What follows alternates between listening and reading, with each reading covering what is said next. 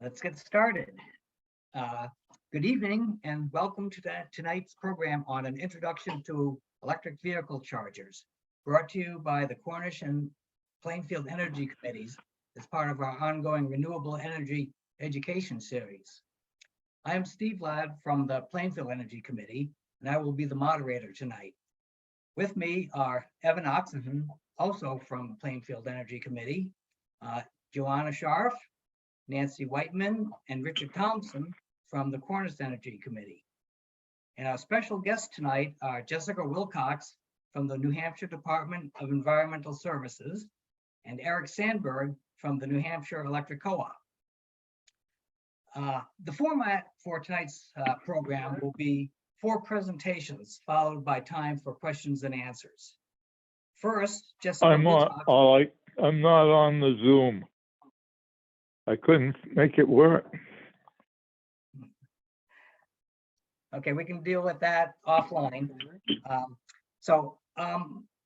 Jessica Wilcox will first provide us with the basics of electric vehicle charging and an overview of the New Hampshire electric vehicle charger infrastructure. Jessica joined the New Hampshire Department of Environmental Services as a transportation program specialist and the Granite State Clean Cities Coalition Director in September 2017. In these roles, she provides education, resources, and planning support to vehicle fleets, businesses, and municipalities implementing clean transportation solutions. Jessica has 20+ years of experience in both the automotive industries and grants management. Next, Eric Sandberg will talk about the EV Charger Incentive Program in New Hampshire. Eric is the New Hampshire Co-op's Energy Solutions Program Administrator for Home Performance with Energy Star program. He has over 13 years in the residential and commercial energy efficiency field. His previous roles include technical advisor for the Plymouth and Nashua Better Buildings program and an energy auditor for Southwestern Community Services. These presentations will then be followed by 2 talks from electric vehicle owners. Evan Oxenham from the Plainfield Energy Committee will discuss installing an EV charger in your home, and Richard Thompson from the Cornish Energy Committee will give us tips on EV charging at home and on the road and planning your commute and longer trips. These presentations should run about an hour. So please hold your questions to the end of all the presentations when we will have the question and answer session. We will be using the raise hand feature of Zoom. We will not be using the chat platform, so please don't send your questions to the chat box. To use the raised hand, bring your mouse or pointer to the bottom of the Zoom screen and click on the reactions button. Click on raise hand, and it's the big bar underneath all the emojis. And this will show a yellow hand in the upper left-hand corner of your individual Zoom rectangle. This will place your personal rectangle at the top of the screen in the order of who raised the hand first, and then you can ask your question. This event is being recorded and will be available on the Energy Committee's websites for anyone who needs to leave early or couldn't make it tonight. So with all of that taken care of, let's get going. And Jessica, I'll turn it over to you. Great. Thank you so much, Steve. I appreciate you laying the groundwork for everybody. Good evening, everyone. As Steve mentioned, I'm Jessica Wilcox. I work for the New Hampshire Department of Environmental Services. And I'd love to talk with you guys tonight about the current state of charge in New Hampshire, this growth of EV charging infrastructure that we're beginning to see due to the fact that there's all this federal funding. We're at really a historic time. What we're seeing is that annual federal funding for alternative fuels and clean vehicles like EVs is growing from an average annual $3 billion to now $20 billion. And that's going to dramatically change the transportation landscape in the next 3 to 5 years. In fact, as of this April, there were 2.6 million EVs registered in our nation. So we've had this explosion all of a sudden of growth, and we anticipate even more now that there's just so much energy around electrification. community public charging is really an economic opportunity for towns and cities in our state because it invites electric vehicle drivers to stop, charge, and shop. So let's dig into that a little bit. But before I really dig in, I kind of want to perform this level setting exercise because you probably hear a lot about electric vehicles and there's all these terms that get thrown around, right?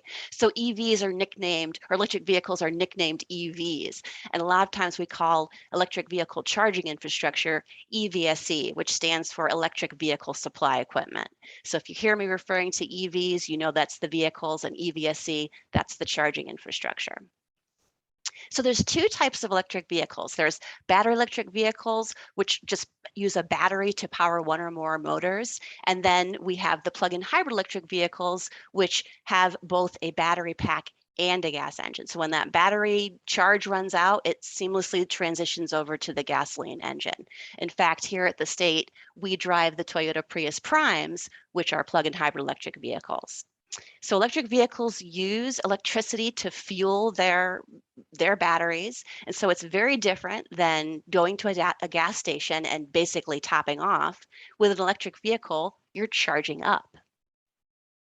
Now, what we're seeing is this explosion of different EV models coming to the market. All of the automakers, right? They're bringing great and favorite chassis, like the F-150 pickup truck is now electrified, and we're starting to see SUVs and longer ranges. In fact, today there are 60 different models of electric vehicles available, and there's a great website, driveelectricus.com, that New Hampshire actually supports on a regional basis to basically spread EV awareness and adoption. So I urge you to check that out. And this market is growing. We're starting to see electric vehicles no longer just in the light duty sector, but also transitioning into the medium and heavy duty sector. And I don't know if you've seen, electric school buses are getting a lot of attention. And EPA recently announced funding for 2 schools here in New Hampshire for electric school buses, both Henniker and in Rumney as well. So 3 different types of EV chargers. There's level 1, which is basically like your 3-prong household plug. And this charging, the level 1 charger comes in the electric vehicle. So you basically plug right into this 3-prong wall outlet, 120 volt, and you can get about 3 to 5 miles of range for every hour that the EV is charging on that. Then level 2, and this is an opportunity, I think, for a lot of towns and cities here in our state, because level 2 is a little bit of a faster charge, about 10 to 25 miles, only requires a 240 volt. So think your dryer plug or an electric stove, and invites, like I said, invites that EV driver, whether they're in our state or coming from surrounding states, to stop, charge, and shop in our communities. But there's a lot of energy around direct current fast charging, or DCFC, and that's your level 3 chargers. This requires special 3-phase power, and really communities that are going to be implementing direct current fast charging really want to be working with their utilities on this. So with an EV plugging into a DC fast charger, 60 to 80 miles of range in about 20 minutes. So more of that gas station type experience. Now, one thing to note with direct current fast charging is that there are 3 different connector types currently. And I think a lot of the federal funding that's coming down is really going to hone in on trying to standardize these connector types. So currently, there's the SAE combined charging system, or CCS, and pretty much every EV that's out there can charge using the SAE combined. Then there's the CHAdeMO connector port. And this basically is only being used by Nissan Leaf at this point. And then you have the Tesla chargers, like the ones you see at the Hooks at Rest area. And these are exclusively used by Tesla, although there's some talk about Tesla opening up their charging system. So how do communities become EV hotspots? Focus on putting public charging in where people tend to be interested in going. Shopping, supermarkets, we've got a farmer's market that put one nearby, anywhere that's kind of well lit and secure so that people feel comfortable stopping there and plugging in. And we think that level 2 is really a good opportunity for communities because the cost of level 2 charger, really you could buy one from Lowe's or Home Depot for a few $100s. And depending on whether or not you're redoing a parking area and can take advantage of that construction, the installation cost could be pretty low. But typically they range from about $600 to $13,000. Whereas direct current fast chargers, which require that special utility connection, those are going to run anywhere from $30,000 up to $100,000 on average. So really the opportunity for communities is get those level 2 chargers in.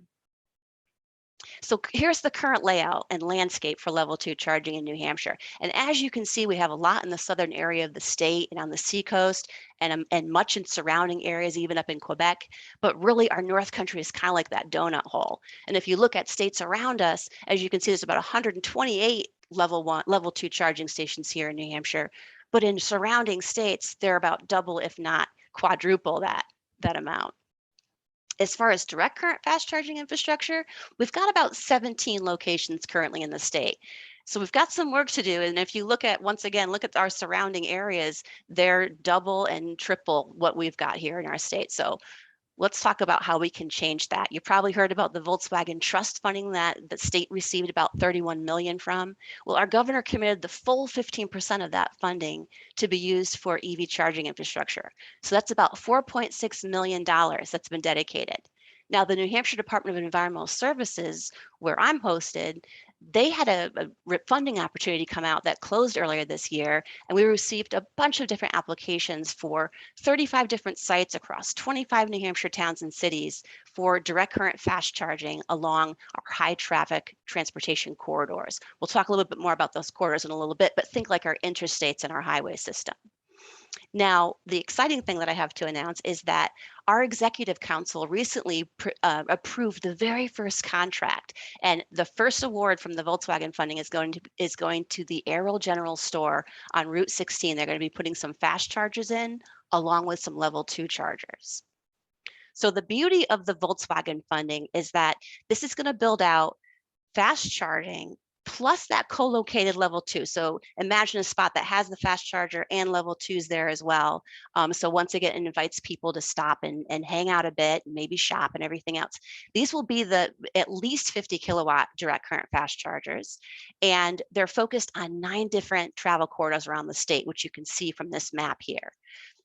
So one of the things that New Hampshire did over the years was we worked with Federal Highways and the New Hampshire Department of Transportation to designate certain travel corridors here in our state through a corridor designation process that Federal Highways had offered. And this allowed us to kind of identify priority travel corridors. And we were even able to put some signage out where we had some existing infrastructure that met the corridor requirements.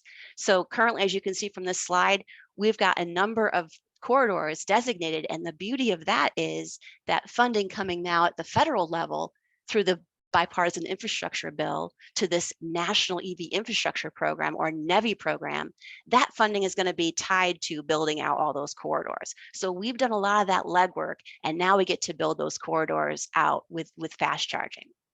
So the current administration and all this funding has a goal of 50% of new car sales be EVs by 2030 and 500,000 EV chargers nationwide. So creating this network of EV charging by 2030 as well. Now, for reference, we've got about 100,000 EV charging stations nationwide. So we've got some work to do. But the bipartisan infrastructure law through this NEVI program, that National EV Infrastructure Program, is investing $7.5 billion over 5 years. So $5 billion of that is being used specifically for our corridors, those I-93 and Route 16, think those areas. And we're going to see $1 billion a year being spent over a 5-year period. That's why I say in 3 to 5 years, we're going to see this explosion. So in New Hampshire, we're getting about 17 million from this funding opportunity.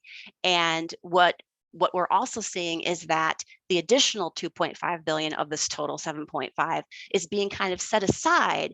And come this November, we're going to learn a little bit more about that community-based charging. So the initial 5 billion formula funding to the state, this other 2.5 billion is going to be targeting perhaps level 2s and communities. So there could be some opportunity there.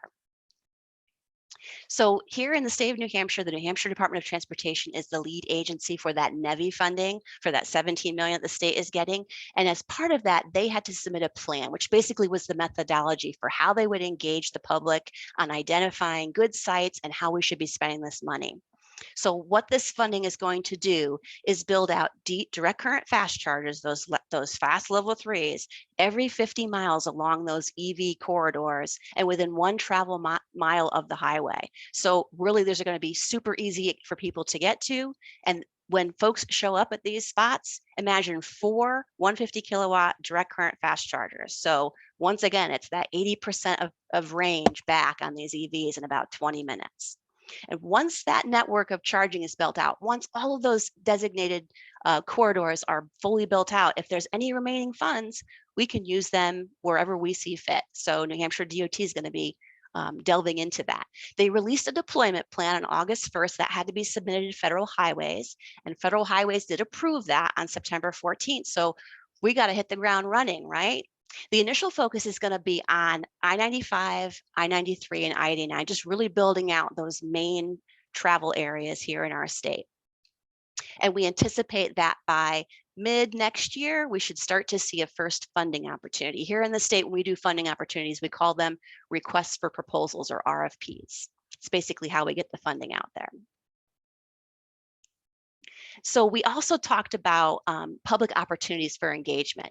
There is a sign-up sheet that I urge everybody that's interested in staying tuned into what's going on with this funding to sign up for. It's our NEVI distribution list, and this allows us to get the word out about opportunities for folks to tune in. And DOT's even talked about creating a map where you could drop pins to kind of say, hey, we think this would be a good site for an EV charger. So stay tuned for more on that. Then there's that other 2.5 billion discretionary funding that I mentioned, which we're going to kind of learn more about once Federal Highways and the U.S. Department of Transportation releases that information. We anticipate sometime in November, but this really could be an opportunity for communities in terms of the fact that it's going to be nationwide. It's not going to have that fast charging requirement. It's going to be for level 2, and it's going to be focused not on those corridors, but in communities.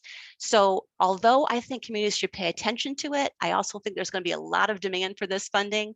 And that is why communities should also look at unique ways to maybe fund charging within their communities without relying on the federal funding. And there's some unique ways that we've learned about, so I'm happy to share those later. So what can you do as an audience here today?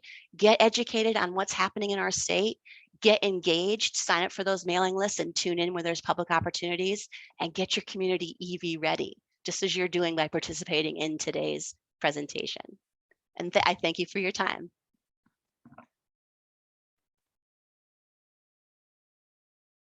Well, thank you, Jessica. That was very interesting. Eric, I guess you have probably a good follow-on to that conversation. So unmute yourself. Unmute. There we go. Yeah. Good evening, everybody.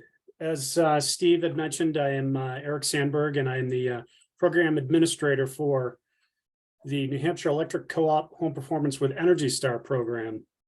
And we had some changes in our group recently, and we lost our EV guy. So maybe some of you folks have been working with Aaron, who's since moved on to Eversource. So I'm filling in for him.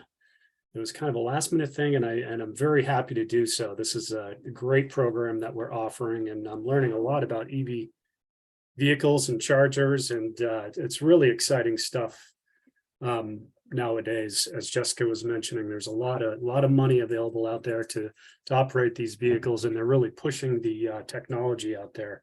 So there are chances for everybody to take advantage. Just in Manchester last week, where they had an energy conference, and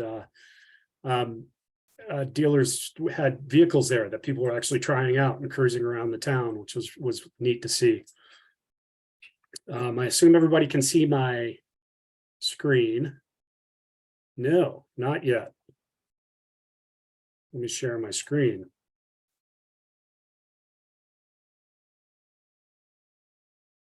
Well, I'm having problems with that all of a sudden.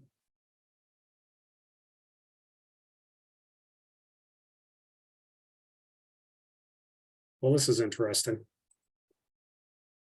Let's try this. It was working before. Yeah, I know. I don't know what I'm doing wrong here. I apologize. It's not giving me the option to share for some reason right now. So on the bottom of your screen, when you click on share screen, nothing happens. It's not. And I don't know why. Let's. Usually pretty good at this stuff, guys. You'll have to forgive me. You still have co-host permission, so that shouldn't be an issue. Share screen. It really doesn't want to play with me right now. You Well, need to let's be try made the this. host. I can make you a host and we can try I that. think you maybe that you need to transfer over the host. It shouldn't be required, but I just made you a host, so. Whoops, Wow. try it again. Okay. I am going to find. So.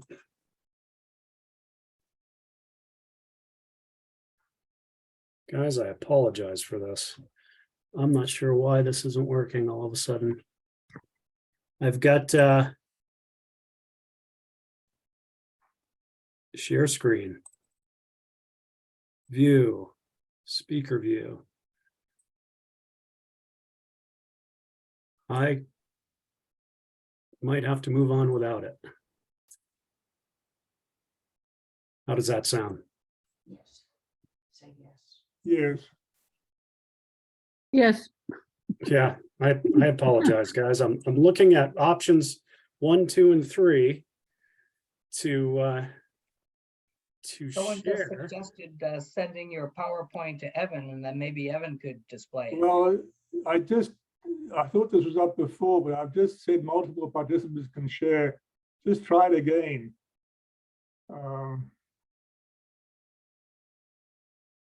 Okay. You know, I tell you. Jessica needs to sign off. All right, here we go. Apologize for that, guys. So the New Hampshire Co-op is offering 3 programs right now for our members. And what we're doing is we're offering a rebate for purchasing an electric vehicle and a rebate for residential EVSE equipment and commercial equipment. Our residential program is offering $1,000 rebate for a full vehicle BEV. So as Jessica explained, battery electric vehicles. $600 rebates for plug-in hybrid, the PHEV vehicles, and a $300 rebate for motorcycles, which is pretty rare. We haven't seen a whole lot of those lately, but I expect that those will be on the rise. I'm pretty excited about some of the advances in technology that we're seeing. And apparently Bombardier, depending on which side of the border you're on, I say Bombardier, but they're working on an electric snowmobile. And Polaris is working on an electric 4-wheeler too. So we're going to start seeing some pretty neat things out there. Some important things to know when you're working with us. We have representatives that are going to make this really easy for you. It's not a very complicated process at all. So let's talk about the rebates for residential EVs. Some important things to know going forward. The vehicle is not eligible for a rebate unless it's registered within a New Hampshire Co-op service area.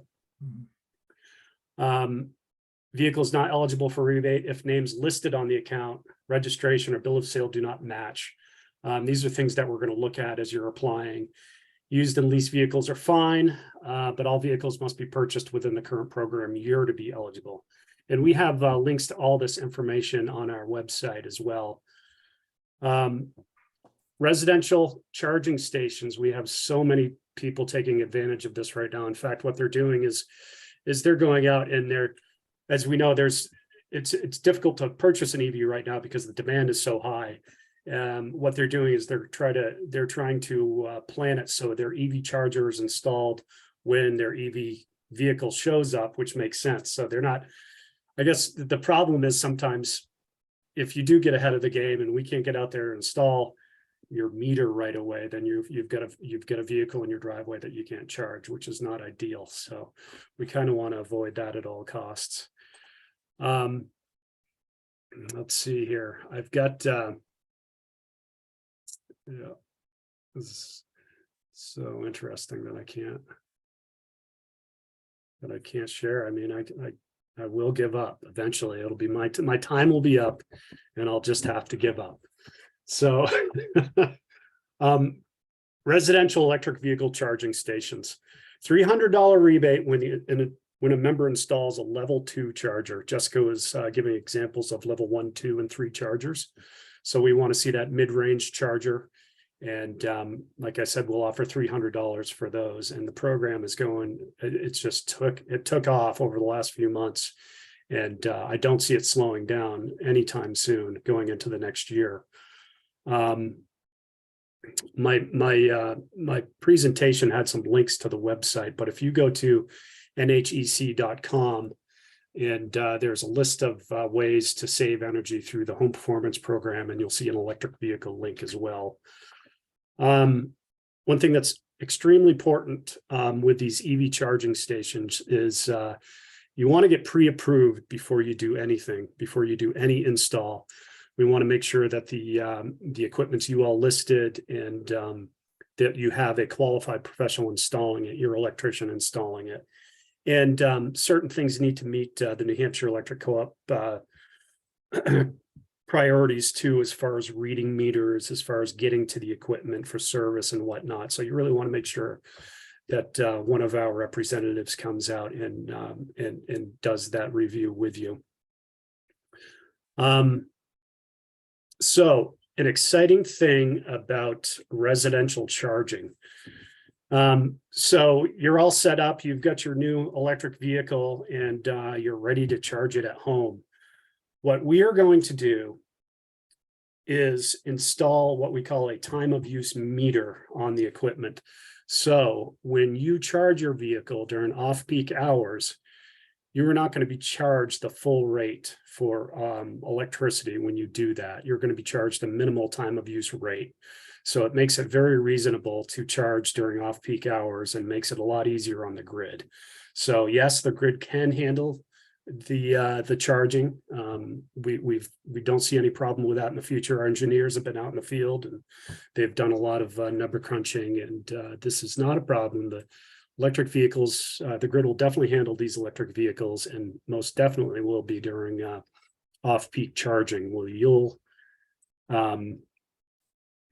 get it. So I'm looking live right now, and the rate for off-peak charging between 9 p.m. and 7 a.m. Monday through Friday, all hours on weekends and holidays, is 18 cents per kilowatt hour, and off-peak is 29 cents per kilowatt hour. It doesn't mean you can't charge during on peak. It just means that you're going to get hit for it. So it works out in your favor. It gets a little bit difficult if you already have solar. Metering gets a little challenging. They don't work together. So like I said, it's important to work with us before you get started if you want those rebates. So the commercial program, the commercial EVSE program, we're working with a lot of ski resorts in the area, a lot of companies in the area that are interested in getting chargers, multiple chargers on their sites for their customers and their guests. We offer up to a $2,500, excuse me, $2,500 rebate per charging station.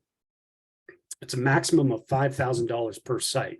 So it's not per meter, but say, you know, a ski resort, Killington or whatever, that's a site. So they max out at $5,000 per site per program year. And the rebate is up to 75% of the total installed cost, or the max, whichever comes first. Again, very important, like the residential program, pre-approval is required before installation. You're going to want to fill out an online application, a proposal from your contractor, and importantly with a commercial, we want to see a site drawing. Nothing overly difficult, nothing you need to hire an engineer for. Just, I mean, it could be written on I don't want to say a napkin, but something that we can file share and keep in your folder. And then we do a complete site visit, pre and post.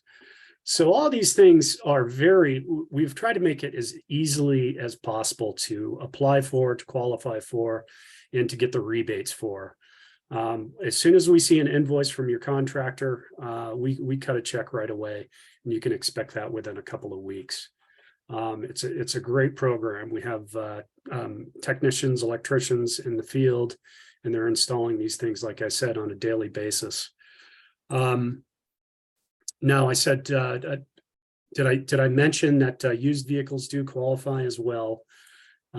So we're seeing a lot of the used EV market is on the rise out there.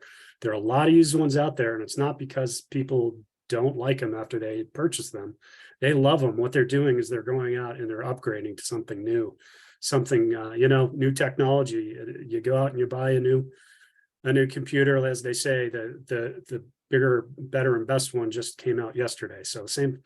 I don't want to say the same things happening with vehicles, but it's very similar to the computer industry back a few years ago. So there's some neat options back there, and really wish I could show you our Chevy Volt that we have. And I tell you, these things are snappy. You want to talk about throwing your head back in the seat. I mean, power is not an issue. It's 100% power, and I love them. I really enjoy cruising ours around, and we are here for you. The co-op is here for you. Feel free to call anytime. I'm available to answer your questions. And like I said, we're here to help you out through this process. It's not difficult.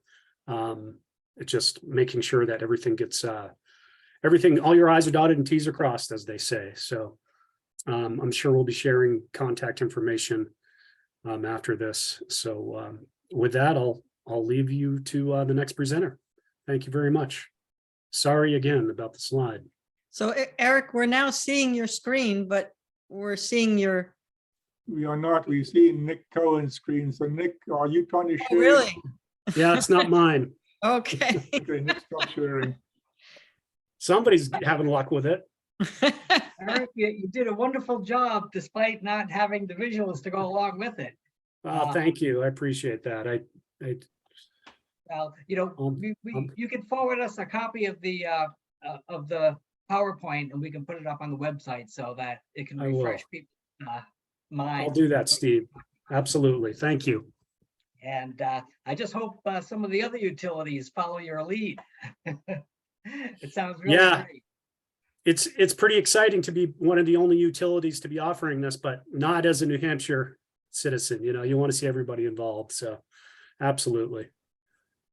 Well, that's great. Well, now we have quite a bit of background from Jessica and Eric. Now we can hear from a couple of EV owners based on some of their experiences with what they've found out about charging their vehicles, and how to install chargers and how to make the most of the charging experience. And Evan, do you want to talk first? Can you see my screen at this point? We can. Okay, good.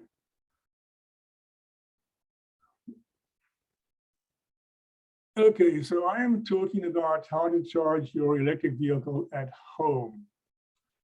And the very basic things you need are shown on the screen. You need the electric vehicle, you need a charger, and you need a charging point. So the electric vehicle obviously has the charging point, and you'll have to install some sort of charger in your garage or on the side of your building or whatever.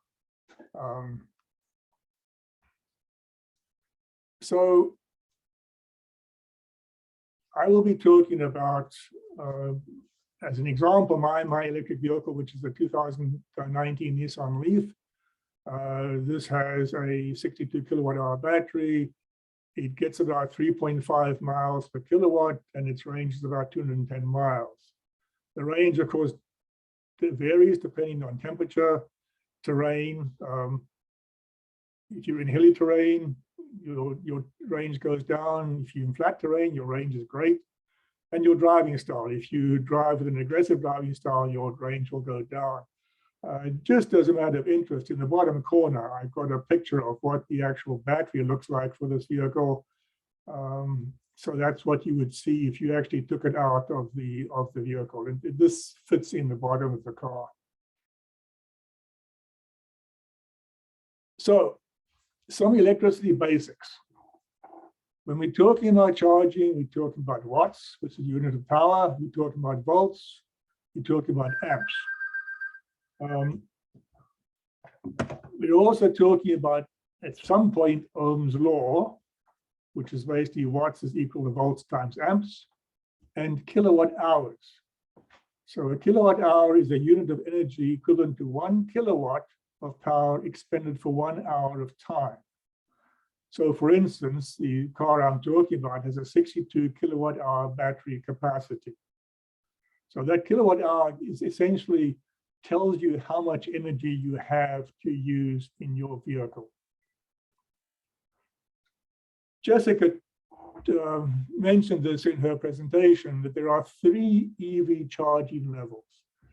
Level 1, level 2, and level 3. And level 3 is broken down into DC fast charging and the Tesla supercharger. The higher the level of charging, the faster the charging process, as more power is delivered to your vehicle. Please note that different EVs charge at different speeds at each level, because each EV can accept different levels of power from the charger. As Jessica mentioned, also called an EVSE, or electrical vehicle supply equipment. When the electric vehicle actually is plugged in, the car will ask the charger how much power it can deliver. And then the car calls for the maximum amount of power that the station can deliver and the vehicle can accept. So the car always determines how much power it accepts. So there's no need to worry about plugging into a charging station that can deliver more power than your EV can handle. The car will not allow the charger to deliver too much power. And you'll see this particularly if you're out in the DC fast charging environment, where the power level that can be supplied by a DC fast charger can change. Also applies to level 2 chargers. Level 2 chargers can have different amp ratings, since they can deliver more or less power depending on the actual level 2 charger. So level 1 charger is a 120 volt charging system. And I give you an example in this little picture below of the charger that typically comes with the vehicle. When you buy an electric vehicle, they will typically supply one of these level 1 chargers that you can use to plug into a 110 power supply. And it's going to look like any other plug that you plug into. So you'll have your outlet and you'll have your system charge plugged into that, and that's essentially what it's going to be. There are 2 types of connectors used for your level 1 charger. There's a J1772 and a Tesla connector. So Tesla has a different type of level 1 charger than all the other vehicles on the market. You can charge about 3 to 5 miles per hour with one of these things, and of course you can put it at home. You can also plug in at work if you have a regular outlet available to you. And even if you're traveling, if you rent a cottage down by the beach and you don't have access to a level 2 charger, you can plug in one of these guys and charge your vehicle. In fact, I did that in Maine a couple of years ago. And that basically pushed up my battery charge overnight. Level 1 is the slowest way to charge an EV. It's best for plug-in hybrids because they have smaller batteries. For the regular EVs, the battery EVs, you really have much larger batteries. So level 1 charging is too slow for most daily charging, unless your vehicle doesn't need to drive very far on a daily basis. So if you are probably only traveling like 50 miles a day round trip, you can probably use a level 1 charger to do that. Level 2 chargers are what you typically will install if you are using your EV regularly, commuting to and from work, and you are doing more than 50 miles a day. So this is basically a 208 volt to 240 volt system. Again, you use the J17M2 connector or the Tesla connector, and this will give you 12 to 80 miles per hour. The 80 miles per hour is high. Most do not do this, but there is a charger out that is being supplied for some new vehicles, which actually will supply that. I'll mention the actual vehicle later on. Okay, so you'll mostly install it, and the picture on the side shows you an example of the Clipper Creek charger. This is one of the brands available, and it'll essentially look like that on your wall. Please note that you typically will install a level 2 charger because it charges up to 10 times faster than level 1 charging. And you can normally charge completely overnight, even if you plugged in with a nearly empty battery. So for example, on the Leaf that we have, my wife used to commute to and from Concord, and she would basically use up most of the battery in that commute. And she'd come home at night, we'd plug it in, and it'd be ready to charge the following day. It took about 8 hours to charge it up.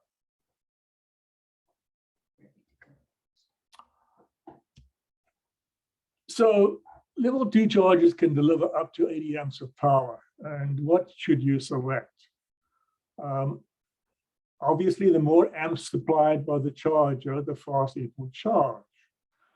An 80 amp system would require a 100 amp 240 volt system, a dedicated circuit, and a pretty heavy, costly supply line from the breaker box. Most people will do well choosing a 40 amp charger that can deliver 9.6 kilowatts to your EV. You could also get a 48 amp charger, which charges slightly faster at 11.5 kilowatts, but this also requires a heavier gauge wire, and the charger must be hardwired to comply with NHEC code. Therefore, a 48 amp charger can cost much more than a 40 amp unit and really only offers you a marginally faster charging time. Level 3 chargers, you're talking about 400 volts to 900 volts. These are not for home charging. They use either the combined charging system, the Chatham or the Tesla charging system. The picture I have on the right shows a level 2 DC fast charger, and mostly you'll see out in the real world, you'll see both the CCS and the Chatham on these DC fast chargers, if you're not looking at the Tesla fast chargers. Big difference between this and your level 1 and level 2 chargers is that they use DC and not AC current. And the voltage, as you can see from the top, is very, very high. They cost between tens to hundreds of thousands of dollars. So even if you could have a 400 volt supply in your home, the cost to install it would be more than you probably would want to pay. Okay. So people who have kids, this is probably your future. This is a cartoon that was in the Valley News recently, and it talks about a math problem of how to calculate how long it'll take before you can drive your car to grandma's house. So how long does it actually take to charge an EV? And I've got some formulas here that give you a way of determining this. Essentially, the overriding formula is the battery charging time is equal to the battery capacity in kilowatt hours divided by the energy supplied in kilowatts. The examples I've got here both assume that you charge in a fully depleted battery. So I'm looking at a 62 kilowatt hour battery, and it's basically at 0 for this example. Using a 220 volt voltage and a charging current of 32 amps. My home charge is only a 32 amp, it's not a 40 amp, but that essentially gives you 7 kilowatts instantaneously. And that means that your charging time will be your 62 kilowatt hours divided by 704, which essentially gives you 8.8 hours of charging time. If you compare that to a level 1 charger with the same battery capacity and a charging voltage of 110 volts and a charging current of, wait a second, that is wrong. That should be charging current of 15. It's a mistake. The energy supplied will be 120 volts times 15 amps, which is basically 1.8 kilowatts. And that'll take you about 34 hours to charge up your vehicle. So it takes a whole lot longer using a level 1 charger. If you want to recharge a fully depleted large battery. So the question is, what charger should you install at home? As I said earlier, if you're driving less than 50 miles per day, you can deal with that using a level 1 charger. If you're driving more than 50 miles per day, you really need a level 2 charger. So non-Tesla vehicles will use a J1772 charger. There are many different brands: ChargePoint, Clipper Creek, Electron, and others. The lower the amps, the slower the charge. So remember, you'll probably want to be charging overnight in 8 to 12 hours if you use this vehicle a lot. So that's a consideration. The lower amp chargers are cheaper to buy. So for instance, a 16 amp charger costs about $300, a 40 amp charger about $725, and a 48 amp charger about $989. You can also get a 64 amp charger for about $1,000. So these are considerations. And again, that probably means that most people will be looking at a 40 amp charger, which is at a reasonable price. You will also need to pay for installation of this charger. You will need a dedicated 220 volt supply. And typically the installation of the circuit will likely be more than the cost of the charge. You're probably talking about $1,000, or depending on your environment. If you already have an area where 220 is easily applied, it will be cheaper. If you have to run a line to your garage, it's obviously going to cost more. And the installation cost will depend on the charger that you select. You know, it could be hardwired, it could be a plug-in charger, and it might be a different type of plug, a 1430 or a 1450, depending on what you need. And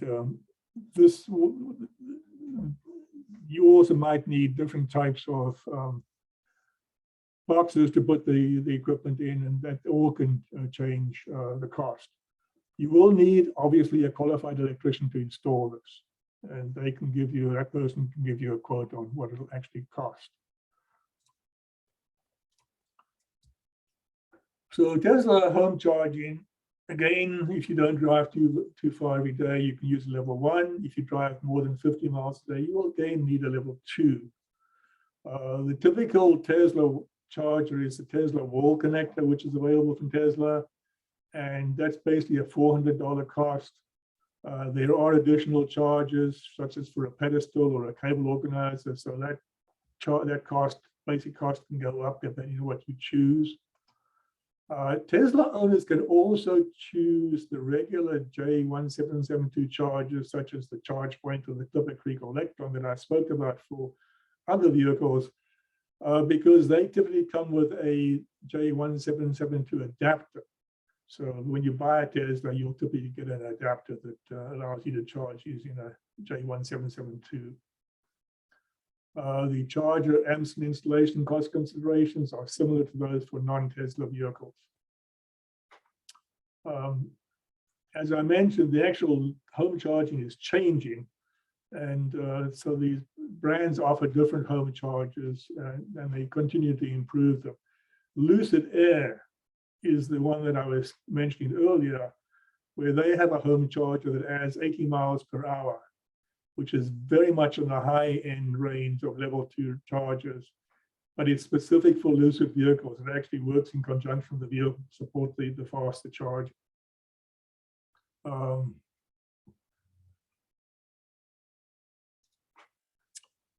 So how often should you charge your vehicle?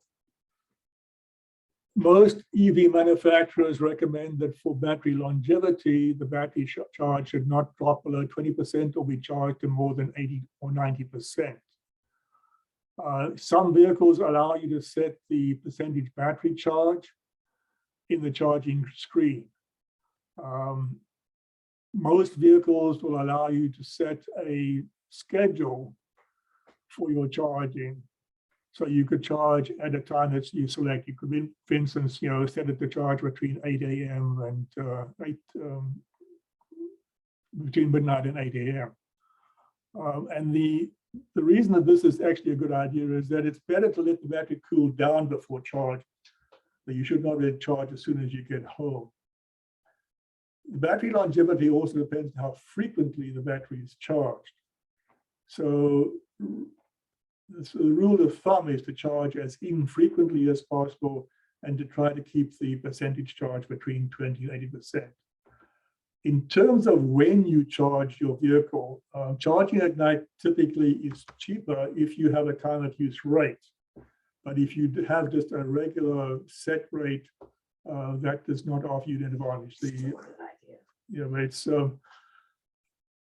as a social thing, it's a good idea because it means you're putting less demand on the grid when you're charging at night, because typically the requirements for electricity at night are lower than during the day. One final item, and this is that your charging speed will actually slow down during the charge. And the reason for this is essentially that the charging system has to select amongst hundreds and sometimes thousands of battery cells. And so as at the molecular level, as the battery cells are empty, it's easy to select the cell to charge.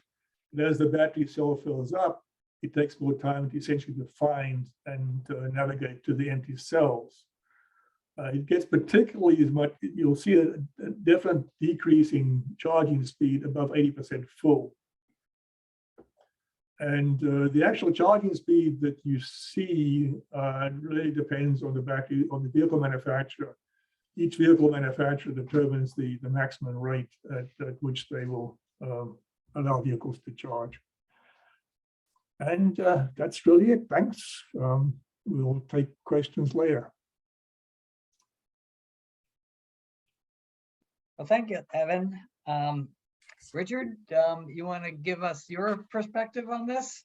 I need to get Richard up on the screen that we lost him. So hold us on a second. Oh, I'm here.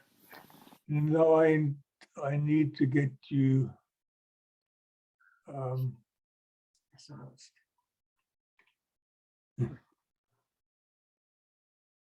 need to actually bring you up so people can see your Oh, well, I don't know that that helps any. We're basically the cleanup crew here anyway. So what we're going to be doing is speaking about our experience with our. What'd you say? I didn't know I was speaking. Oh, you'll be, yeah. With a Volvo C40, and we were able to purchase that last March, and we actually hadn't planned on it. I had taken a test drive in an VW ID4 that my friend Rob Gear, who is looks like he's busy charging his car right now. In any case, he was able to, he had waited 13 months to get this vehicle. But as soon as he got it, I wanted to get a test drive because no dealer had any EVs to even test drive. It was, to me, a very absurd situation. But in any case, it took me just a few minutes of driving that thing to say, I want one. Yeah. So I immediately went up to Volvo VW in Lebanon and said, I want an ID4. And so they then said, well, you got to sign up online. put your $500 down, and then the next day they tell me it's going to be 12 months. I said, I can't hold my breath that long. And so I called him right back and I said, nah, forget it. And just by luck, he said it was my lucky day.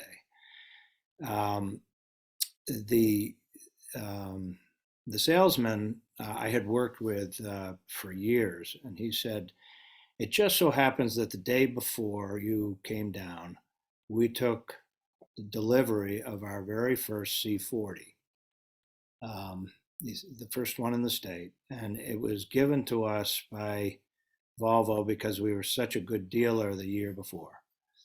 And it's supposed to be a demo car. But after a little discussion, they said they would sell it to us. And so that's how we ended up with a C40. And just by chance, I thought about what I was going to be saying tonight, and I thought, well, why don't I call Dan Ambrose, who's the salesman down there, and just see what the current status is. And he said, well, it just so happens we took delivery of 2 more C40s. So anyone who wants to get one of those could get one tomorrow. As to the VWs, ID4s, it's still, I think he felt it was probably at least 6 months out. The one nice thing about the VW, however, is they are still offering 3 years of free charging with Electrify America. So maybe Rob will chime in at some point and tell us all what a great deal that is. But we having now, how many months is it since March? Like 6 months. 6 months. We have put 14,000 miles on this car already. And we're with the price of gas, we're extremely happy we made the decision. As it so happened, the war in Ukraine started, and the very next week, that we probably all remember how the prices went up to $5 and something a gallon, and we were extra happy that we at least had this EV.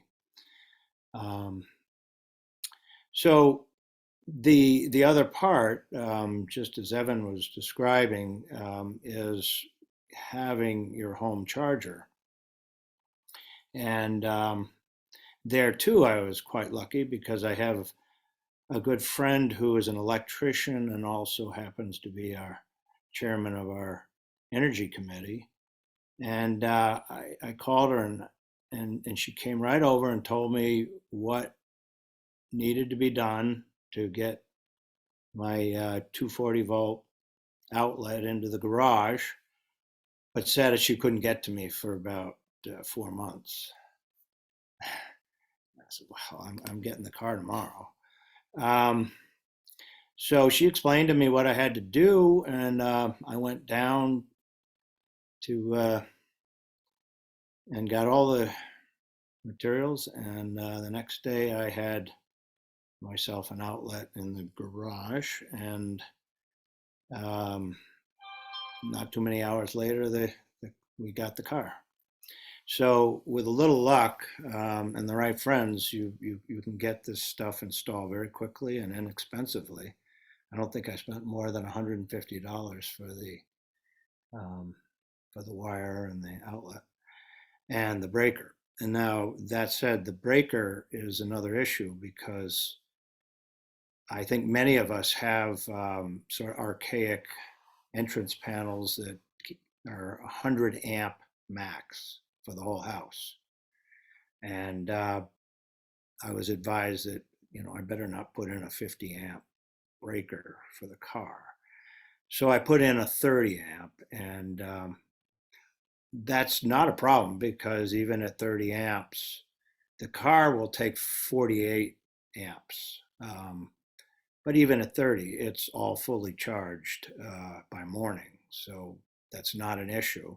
The only issue is remembering to set the car to a maximum charging rate of 30 amps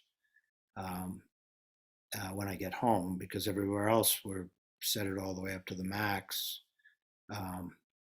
So I've already blown the breaker a couple of times. That hopefully not everybody will be in that situation. And of course, if you can avail yourself of New Hampshire co-ops, separate, metering, off-peak metering, I'm sure you can get all the amperage you need. So just getting going, up and running was really fairly smooth, and then so we immediately took off to New Jersey. But you forgot to tell them that, in fact, we bought one of the level 2 chargers. Right. And so I had that sitting here when the car came, or pretty quick it came. And it turns out that the Volvo C40 comes with a level 2 charger. Yeah. So I sent the level 2 charger back. We never really needed it. So we have Volvo already provides level 2. So we just need the proper plug. Yeah, and it was so new that the nobody down at the dealer knew that. They didn't know that. So I opened up the hood where, of course, the engine used to be in a car, and there was coiled up this big cable, and what the heck is that? So it's like it's really a wonderful thing that the Volvo does, is that you want to have this thing with you at all times. So when we travel, I just unplug it, roll it, coil it back up under the hood, and away we go. And then when we get up to our cottage in Maine, we have a nice 240 outlet up there, and we just take it out, plug it in, and we're charging away. And then actually our other big travel places down to New Jersey, my daughter's house, and they just got a nice 240 outlet ready for us to go down tomorrow. So we're just traveling all the time, it seems. And what it is that I just love driving this car. That's a problem, I guess, because it's awfully powerful, and I have to admit that I go above the speed, but I mean quite a bit when I have to pass cars. It's the easiest thing in the world to pass a car now. Pass 4 at a time if you want. But that of course I shouldn't be recommending to anybody. But it's such an enjoyable car. And of course I guess most cars now have the adaptive cruise, so that you just set it on and it'll just drive for you, essentially. And so there's this thing that actually hasn't been mentioned yet tonight, which is called one pedal driving. And that took us a little while to figure out just what that was all about, and then of course how to switch it on and off. And but essentially it doesn't take very long to get used to one pedal driving, and now that's the only way we drive. And the beauty of one pedal driving is that as soon as you let off on the accelerator, the car immediately starts to slow down very quickly, and it's charging the battery. So every time you let off, it charges. Anytime you go down a hill, it's charging. And so what I find is that I never use the brakes. I never liked to use the brakes before, now it's wonderful that you can just slow down so quickly without ever touching a brake. So you're not wasting energy. You're actually charging your battery in the process. So, and I could say too that the way the steering wheel is set up, it's basically no pedal driving, because you can control, not only you say you put it on cruise and you set your cruise speed, and it just adapts to whatever vehicle's in front of you, but it also, you can set the speed that you want the vehicle to go, and you know, on the dash it'll tell you when the speed limit goes down to 35, and I can just click a couple of clicks down, and I'm running at 35 or 45, and I can control that speed exactly without ever touching the pedal, the accelerator, or the brake. So it's really such a fascinating way to drive, and so I could go on and on. Let me just yeah, I was say going one to say I thing. could go on and on, but So- essentially I'm the driver, she's the navigator. Right. So I'm going to tell you about navigating. Navigating, you have to find EV chargers or you're kind of screwed. It seems we're always going 300 miles, no matter if to our cottage or to our kids or to my mother. And our car gets 220 miles, 226 miles on one charge. It's a heavy car, so it doesn't go quite as far as some of the other cars. So we clearly need to charge in between.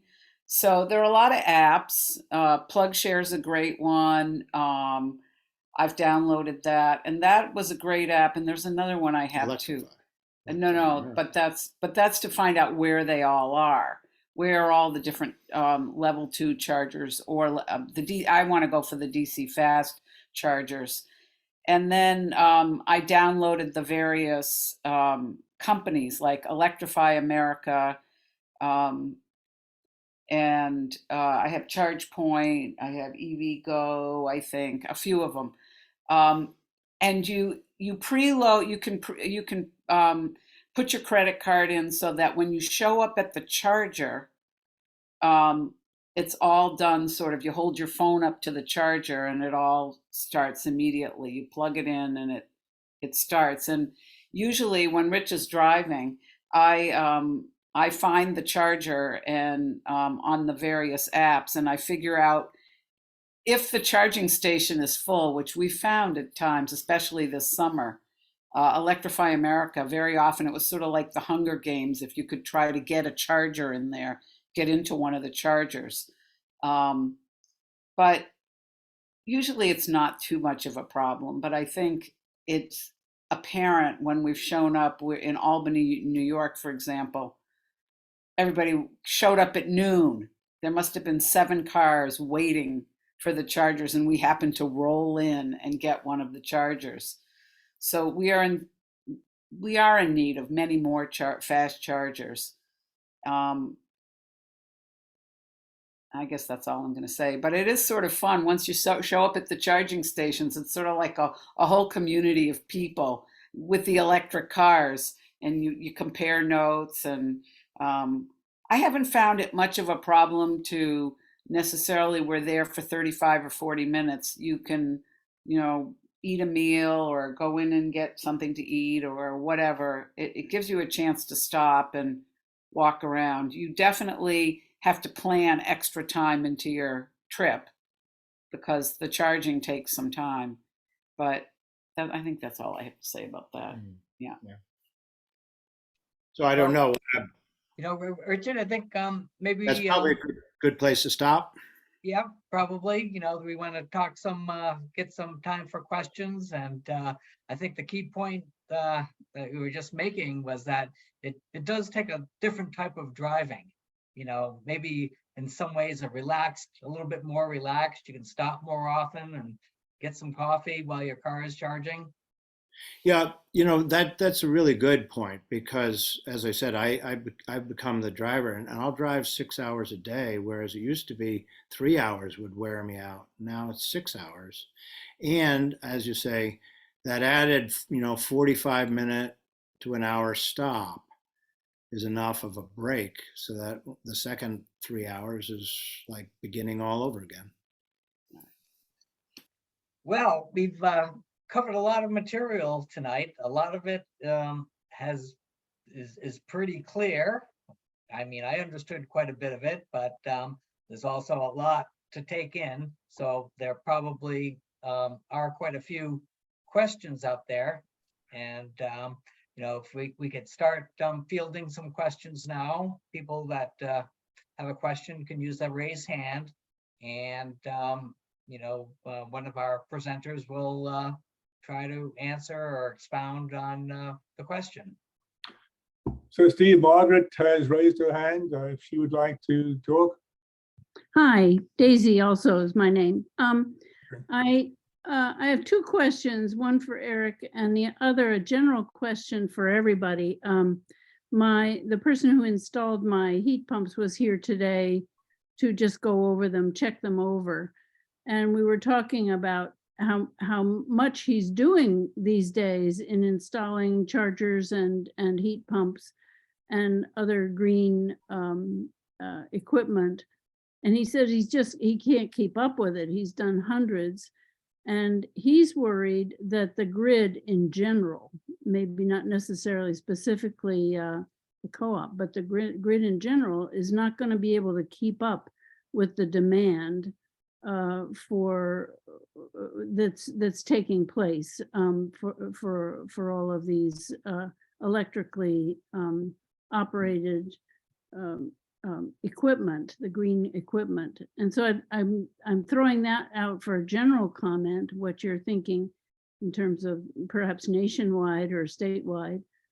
The second question is for Eric. You mentioned that it's more complicated for solar, people who have solar. And I'm wondering if you can elaborate more on that, because I do have solar panels. So maybe take the general question first, and then perhaps Eric could elaborate on the difficulties with solar, people who have solar. Thanks. I'll just jump in real quick and say that, certainly the concern with our electric grid and with having, enough power and capacity to support all of the charging that we think this growth that's going to happen over the next several years is a concern. And it's even a concern at the federal level. And so the bipartisan infrastructure law, the BIL that we talk about a lot, actually has funding built into that to explore making our grid more resilient. And I know even just from talking to some of our working for the state and having utility connections, they've said that, at the current pace of growth, they're able to kind of sustain keeping up with that. But certainly as more funding is being invested in that, building out these charging stations and that demand on our electric grid, that there's going to need to be things to be addressed. So there's a lot of minds and a lot of energy around recognizing that same concern that you have, and that's the kind of feedback too that we need to be, when there's public opportunities and public forums, to be expressing that we have these concerns. We do want to obviously see a healthy growth and our grid, be sustainable to support this. But, there's a lot of minds thinking on it. And so I think this is a time of innovation, when we have challenges like this as Americans, we become innovative. So I think it's an exciting time. And certainly these are things that everybody's chewing on. But I don't know, Eric, if you wanted to add to that too, being with the co-op, your thoughts on that. Yeah, sure. Great question, Margaret. And those are some great points, Jessica, too. And I'd just like to add, you just think about what you're replacing, Margaret. You just said you had some mini splits put in, some heat pumps. Yeah, I have two, yeah. And even though you're adding an electrical load, they are so very efficient. You have to think about what you're replacing. So you probably got rid of some window AC units, No, I just got rid of some heat. Oh, some heat. Yeah, sure. Yes. So they are adding a load, but they are very, very efficient. So the load is very minimal.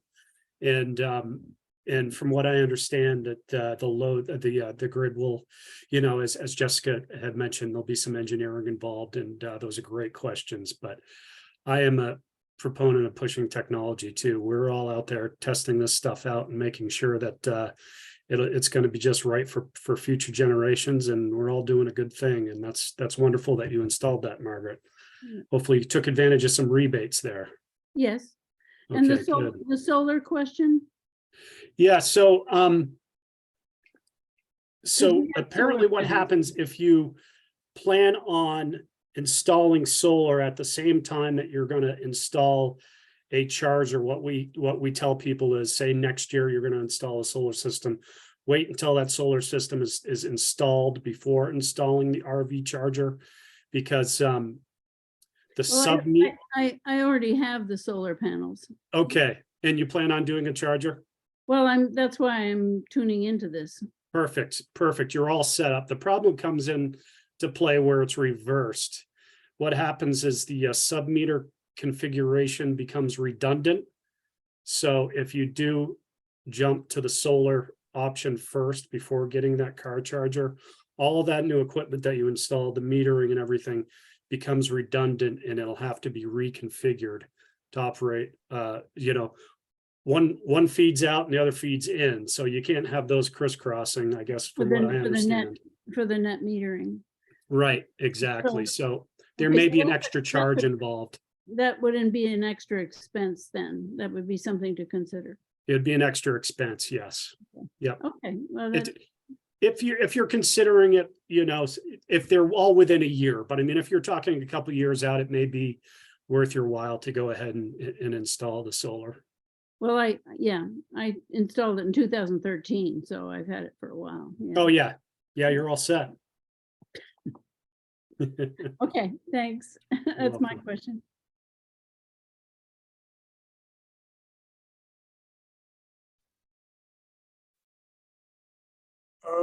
Shadeka has raised her hand. Shadeka, would you like to talk? Sure. I just wanted to say that our Nissan Leaf is a 2013, and we had to buy it used because we were retired at the time, so we couldn't make use of the rebate. So the one thing that I found really exciting is when I discovered the B on, and that's the aggressive regenerative braking system. So when I drive often, I will slip it into B and get more miles. And it really has changed my driving habits pretty much. And now we have 44,000 miles on it. We bought it with 23,000. I just wanted to let people know that. What's that? Oh, we had 6,000 when we bought it. But anyway, I just want people to know that not to be afraid of buying a used vehicle. And I was really appreciative of the first speaker when she was talking about that. Thank you. Bye.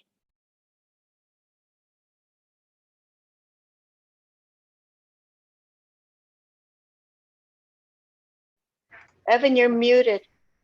Sorry, Jonathan Glass, you're next. Yes, I have a question for Eric. And it's, again, a solar panel question. It doesn't seem right that you have to install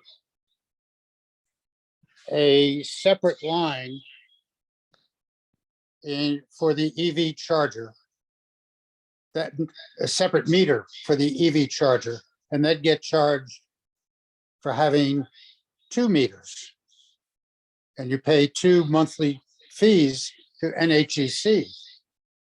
Basically, by doing net metering, we're not able to get the rebate for the charger, and we're being penalized to the tune of $300.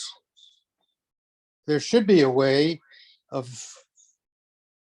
once the charger is installed, of just getting the rebate without having to have it on a separate meter and hence a separate fee.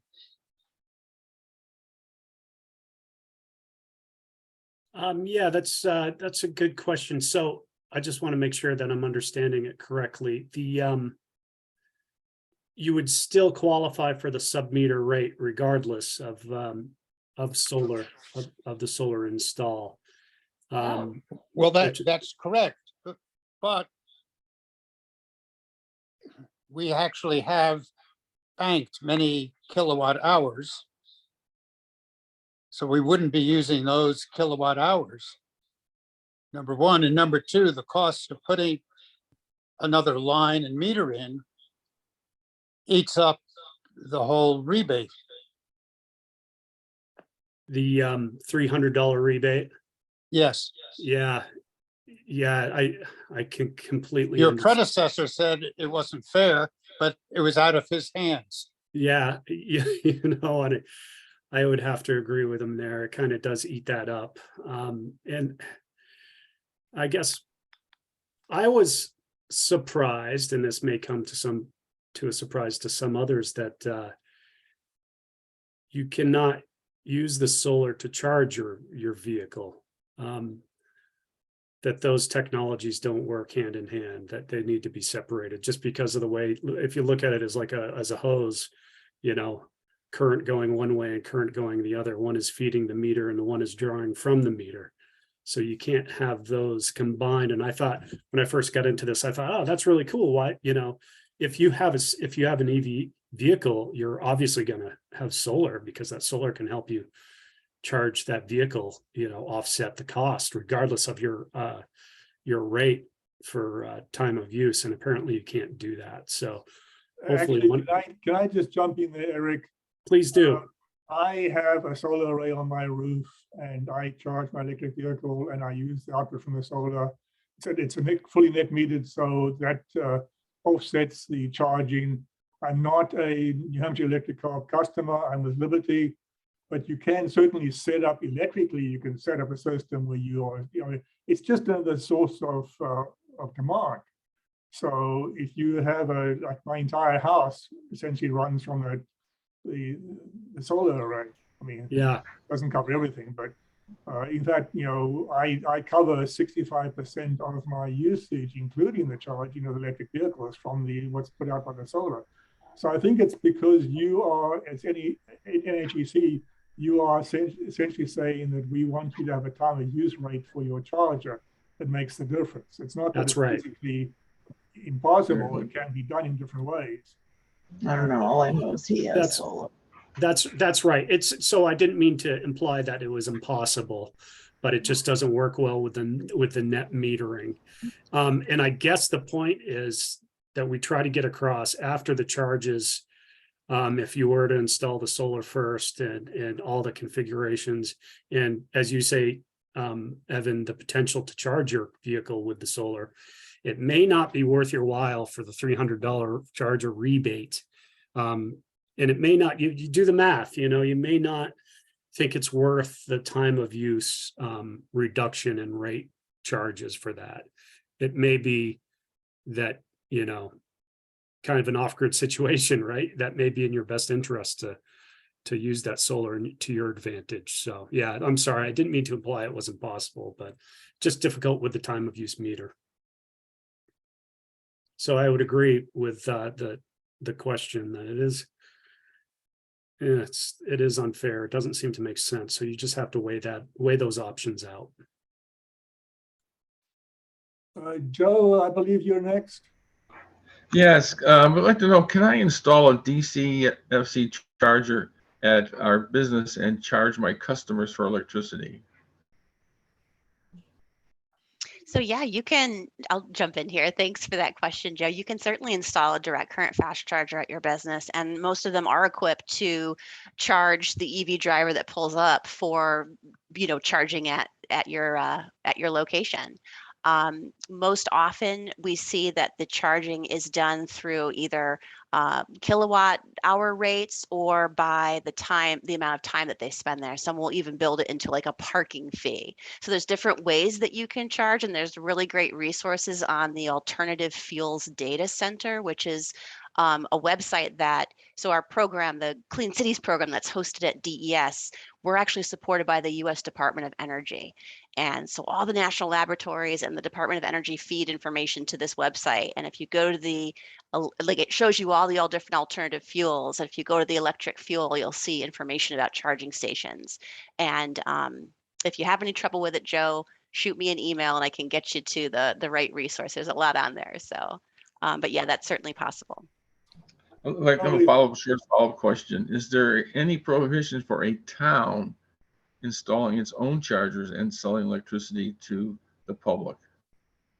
I'm not aware of any. I know the town of Wolfboro and show up. So the town of Wolfboro and the town of Peterborough were two projects that I recently had both of them, the selectmen from one town and the town manager from another, come and talk about those projects. And they are charging EV drivers for the use of those charging stations. They didn't run into any issues in terms of getting approvals or anything like that to do that. They were able to, to go ahead and get those projects installed and charge. And what was the follow-up question there, Joe?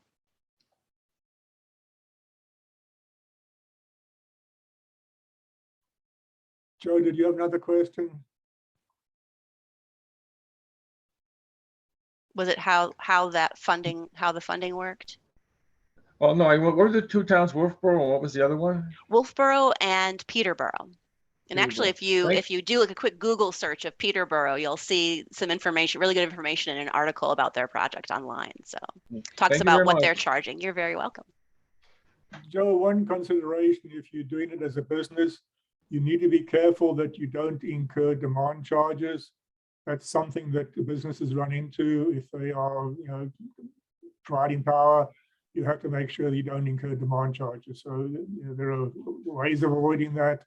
One of the options is to actually have a battery attached to the DC fast charger. That's an option you can look into, but do be careful about demand charges.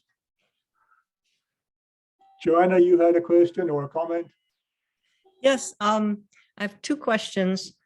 One is, how much generally does it cost each time one stops at a fast charger, on the highway or something? And the other question is, have any EV owners gotten stuck with a dead battery? And if so, what do you do on the road?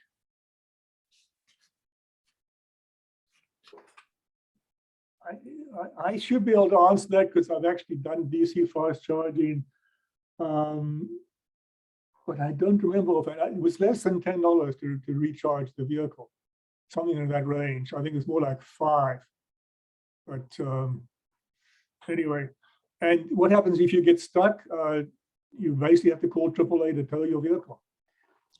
Or you can ask people for help. I actually was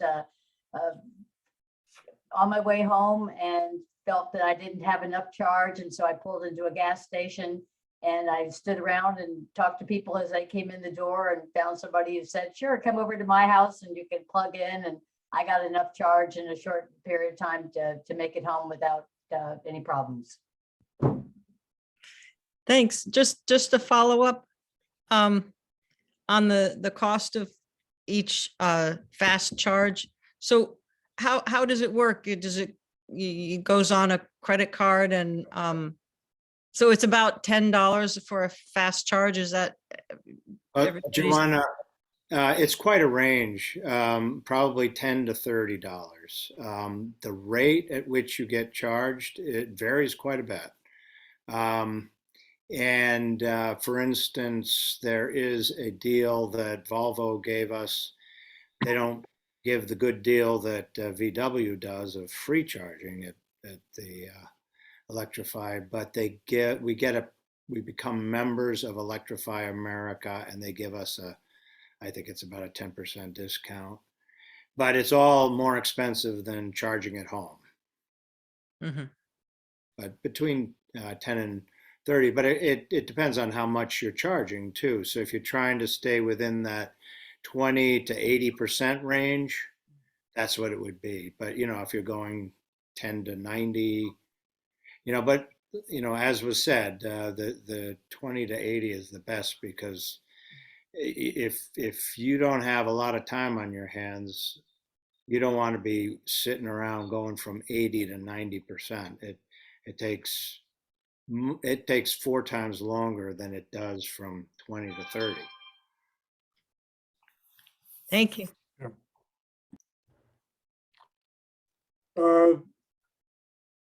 Bill Palmer was up, but he seems to have, I guess. Corey, it looks like you are next. Okay. I have a Chevy Bolt. I got it in March of 2020. And so I've only had it for pandemic driving. And I've only put 16,000 miles on it in 2.5 years. And so I don't do these long haul drives that other people have had.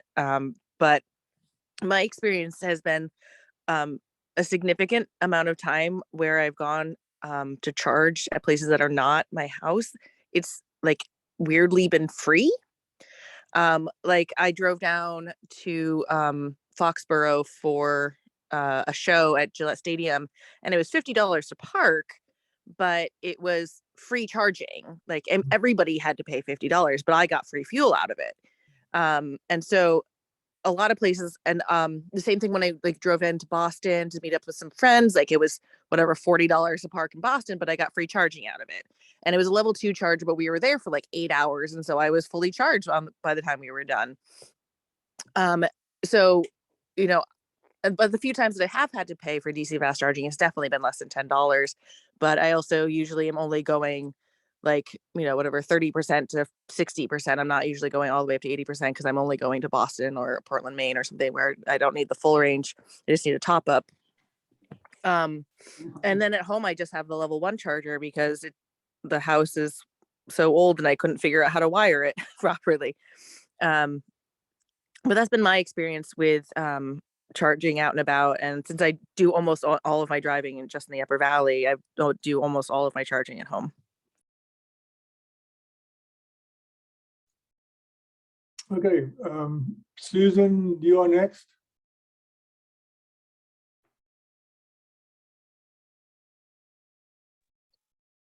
Hi, yeah, I was just curious, this is less about chargers themselves, but I was just curious if any of you know how long the batteries on electric cars will actually last, or if there's any data on it, or if you know how long they'll last, because I've heard they might be very expensive to replace.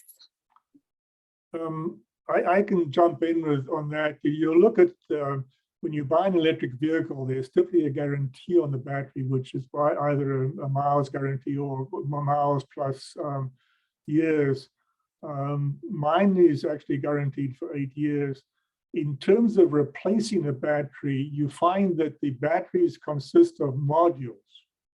And so if you do have a problem, they will not replace the entire battery, they'll replace modules. So it's not as expensive as you might think.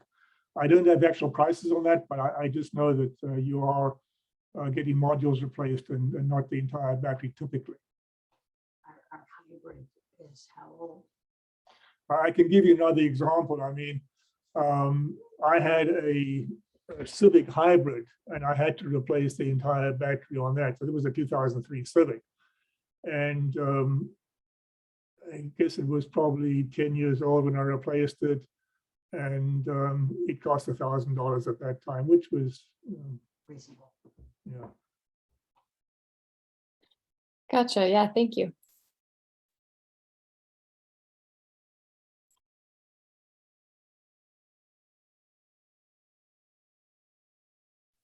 Reb, you're next.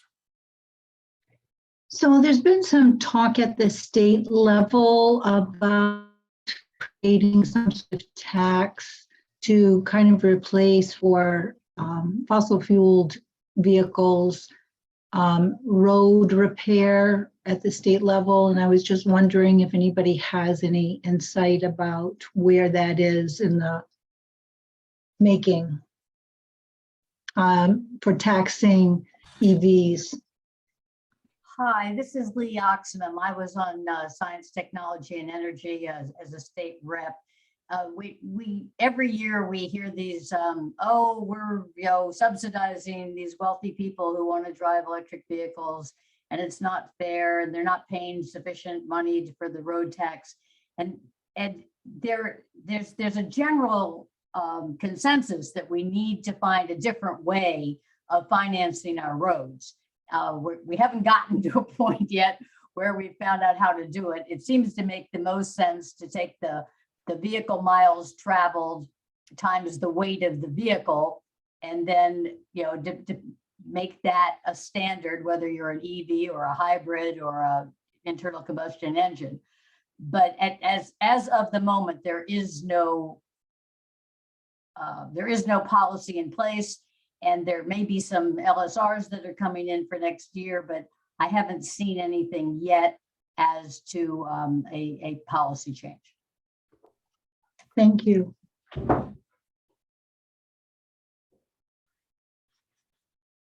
Anyone else with questions?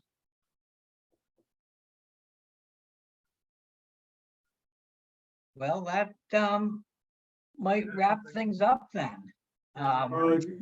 Joanna, you had a comment? Evan, this is Yes, Nick. sorry for those who want to end this sooner. I was just wondering about if there's any very new information on the the rebates and incentives from the IRA. Inflation Reduction Act. I'll jump in and say that once again, that resource, the Alternative Fuels Data Center, has a laws and incentives page. And if you go to that page, you'll see Inflation Reduction Act. Click that link and it'll give you a breakdown of all the different alternative fuel related resources. Sorry to cut anybody off there. We are Evan, federal this is guidance Nick. as I to have a specific. comment. Do you hear me? Yeah, This is Nick Cohen. yes, Nick, what?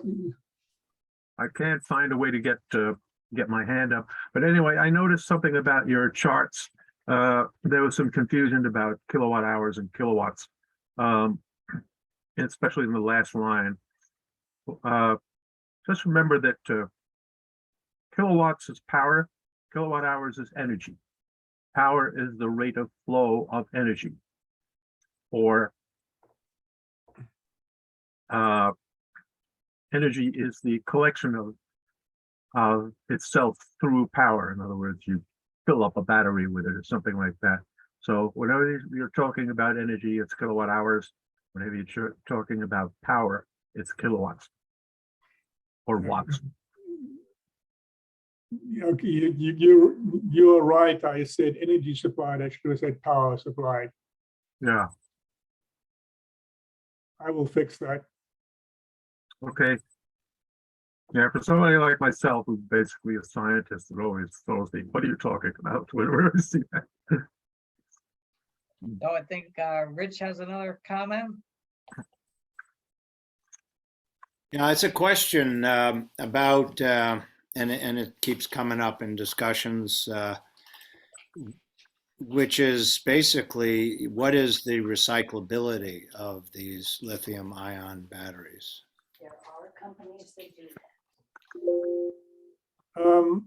I can respond to that. There's actually a industry developing to actually recycle EV batteries. What's actually happening in a lot of cases is that the batteries are being reused for stationary power supply. So there's a company out in California that takes essentially batteries that are no longer viable for electric vehicles because they've dropped to such a level, but they can still use them as a stationary power supply, where they put this into shipping containers and they have a whole bunch of batteries they use to still provide a battery backup, essentially. Beyond that, there are companies working on actually recycling the batteries themselves, the actual battery components. This is certainly people are certainly exploring this and developing procedures to do it. Yeah. Well, there are laws now in the European community that require any new products designed to be entirely recyclable. So I don't know how well they've implemented that or what kind of time limit there is on that, but you can expect that anything that's sold there, like cars, for instance, would have to be ultimately 100% recyclable.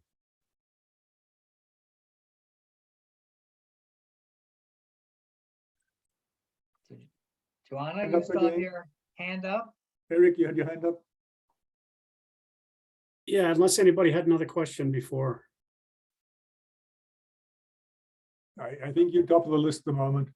Okay, I just have some quick information about the Inflation Reduction Act in front of me, specific to what they're calling clean vehicle credits.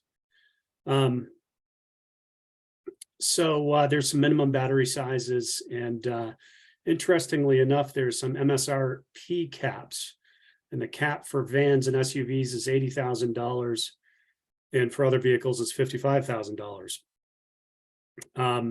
$7,500 tax credit is split into two tranches of $3,750 even. And that is based on two battery requirements: materials sourced, critical materials extracted or processed in the US or any country where US has free trade agreement, or recycled in North America. And then component assembly requirements, yada, yada, yada. And then there's a income restriction for qualifying buyers effective in this is all effective in 2020 or 23.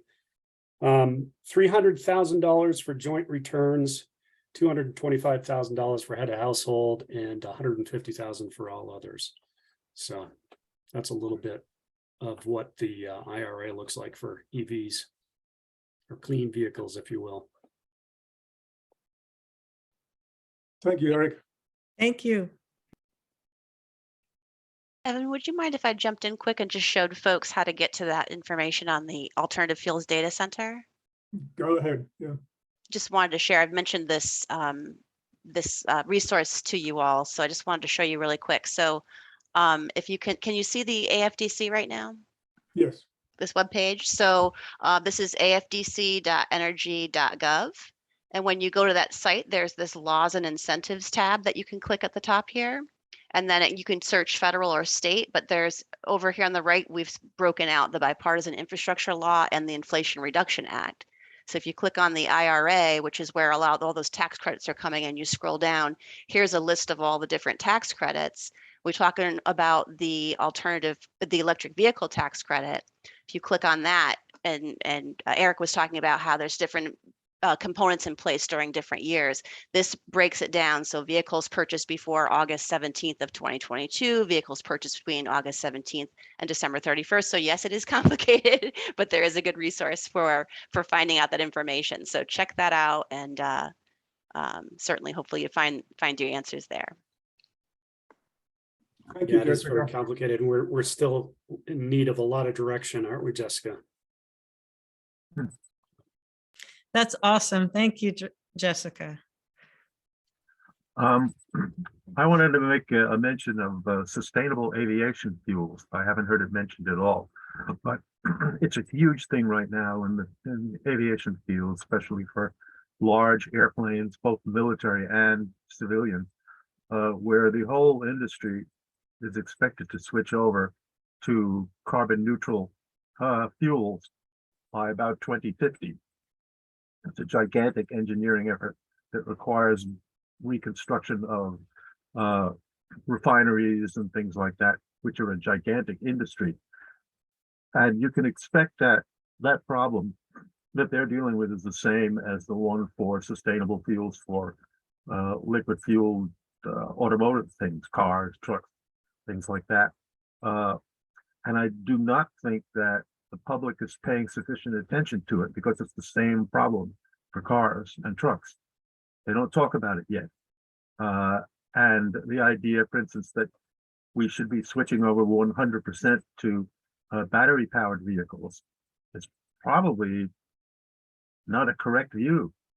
I think you'll find that sustainable aviation fuel type products will be directly applicable to cars without having to change anything in the car, which is the way it's turning out to be with airplanes.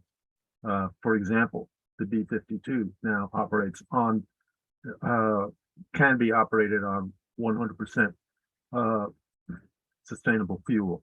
And there are a whole bunch of other things. The Navy, I think, is very close to 50% for aviation fuel.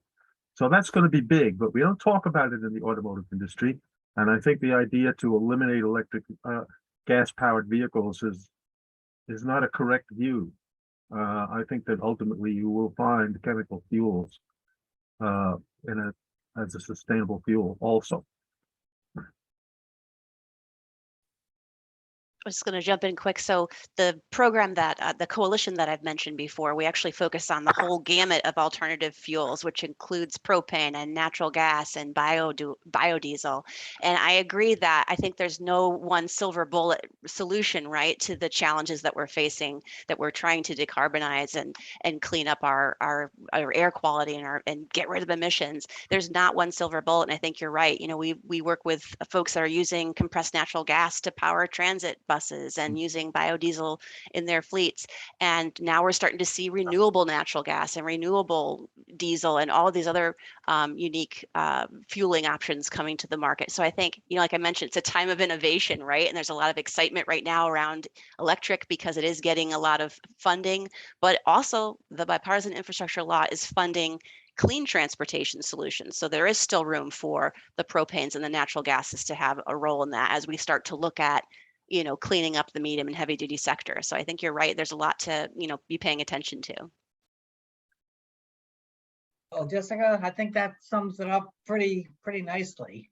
And, you know, for everyone that is interested in doing their parts by converting to electric vehicles, I think this session was very informative. There was a lot of information that, you know, everyone should know about before they make a decision to go with an electric vehicle. And I want to thank you all for attending, and, you know, particularly big thanks to Jessica, Eric, Evan, and Rich for providing us with so much information. And remember, you can visit our Energy Committee websites to get a replay of this program, as well as much more information on useful energy tips. And we'll try to compile some of the slides, and I think we'll let Eric have his chance of putting the slides on our website. And you know, Jessica, you could probably, you know, reiterate some of those links so we could put those links on the website as well. So again, I appreciate everyone's effort to bring this about, and it was a very, very useful evening. Thank you so much. Thank you all for your time. Okay, good night, Happy to be here. everyone. Take care. Bye-bye. Right. Right.